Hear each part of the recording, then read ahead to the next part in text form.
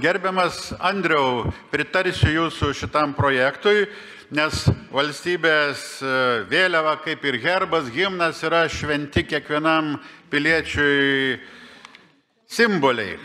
Tačiau, kai paskaitai, sutrinki truputį, kai paskaitai aiškinamą raštą, ar nebūtų korektiškiau, jei jūs būtumėt rėmęsis ne Rusijos pavyzdžių, kaip atsakų į Rusijos tas vėliavų ten skelbimus, bet remtis geraisiais pavyzdžiais iš diasporos, pavyzdžiui, kaip pasaulio lietuviai Amerikoje elgesi ir kokios ten yra taisyklės. Na, aš manyčiau, ar jums netrodo, kad būtų tokie pavyzdžiai politkorektiškesni, kurie išdėstyti. Na ir dabar istorinis vėliavos tas įteisinimas dabar yra, tokia demokratija. Kada norim, tada keliam, nors ir per savo gimimo dieną ir panašiai. Ar nebus atvirkštinio efekto, kai čia dabar jau įstatymę įrašysim, kada istorinę vėliavą mes turime kelti ir dabar ją galime kelti bet kada. Tai tokie pamastymui, diskusijai, tokie mano pabejojimai. Ačiū gerbiamas Stasy už palaikymą. Tai dėl to, kada norim, tada keliam, taip, bet tada reikėtų apskritai išimti visas tas datas, ar tai Žalgirio mūšio diena, ar tai stojimo į NATO dienas, ar kariuomenės diena, nes būtent šios 5 ar 6 dienos taip pat yra reglamentuotos įstatymų. Tai mano manimu nepelnytai išmesta, ar nėra įstatymė Liepos 6-osios, kuri tikrai viena labiausiai susijusi su mūsų valstybingumu ir ilgaamžiškumu, istorija. Tai todėl toje vietoje ir siūlau papildyti. O dabar dėl pasienio punktų, tai aš manau kaip tik būtina, kad jos tenai būtų, nes, pavyzdžiui, Lietuvos geležinkeliai patys yra parodę iniciatyvą ir virš visų stočių dažniausiai kabo Vyčio vėliava ir prie kitų jos objektų Lietuvos geležinkelių akcinės bendrovės.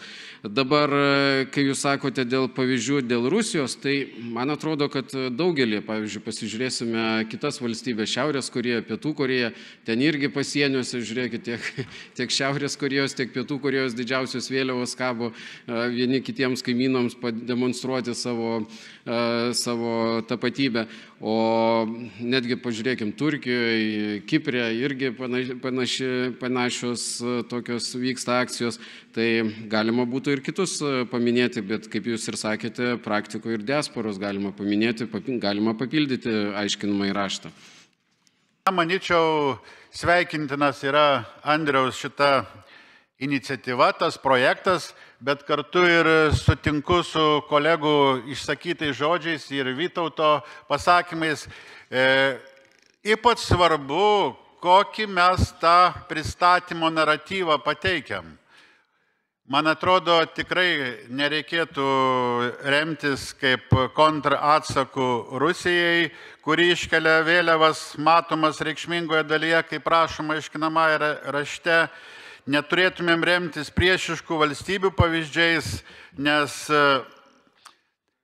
taip sunkiau, man regis, sukurta tokį romantinį vėliavos naratyvą. Geriau jau turėtumėm remtis pavyzdžiais, kur ta mūsų istorinė vėliava istorijos erdvėse plevėsuodavos ir kur ji buvo keliama ir kur ji buvo naudojama.